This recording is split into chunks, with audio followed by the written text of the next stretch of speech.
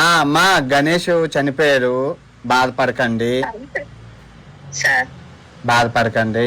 మీ ఆయన గారు కూడా చనిపోయారని నేను విన్నాను. బాధపడకండి అమ్మా. మనం ఏం చేయలేమమ్మా, మన చేతులు ఏం లేదు. నా వంతు సహాయం 2 లక్షల రూపాయలు ఇస్తానమ్మా. అమ్మాయిని బాగా పెంచుకోండి, బాగా చదివించండి. ఆ అమ్మాయి మీకు అన్ని. ఈ బెట్టింగ్ కోసం ఏమైనా చెప్తారా అమ్మా? సార్ బెట్టింగ్ నేను ఫీజు అంటే నేను బయట వరకు పనులకి పోతే సార్, పండగకి వచ్చిండు మమ్మీ ఫీజు కట్టాలంటే 80,000 రూపాయలు కూడా ఫోన్ పే చేయించిన సార్, వేరే వాళ్ళని బతిలాడి. అవును, అవన్నీ బెట్టింగ్ కే పెట్టిండని పాయిజన్ తీసుకున్న తర్వాత తెలిసింది సార్. మనం ఏం చేయలేమమ్మా. నేను వీలైనంత వరకు దీని మీద పోరాడుతున్నానమ్మా.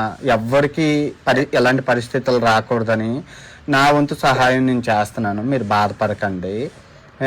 మీ పాపను బాగా చదివించుకోండి.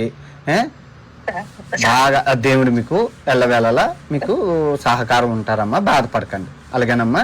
ఆ 2 లక్షల రూపాయలు నేను అకౌంట్లో వేస్తున్నాను, చూడండి అమ్మా. అలాగేనమ్మా. సరే సార్, థ్యాంక్ యూ సార్. మీకు రుణపడి ఉంటా సార్. అయ్యో ఏం లేదమ్మా. మా అందరూ వీడియోలు చూడబట్టే కదమ్మా ఆ డబ్బులు మీకు ఇవ్వగలుగుతున్నాను. సార్ మంచిదమ్మా, ఉంటానమ్మా. సరే సార్.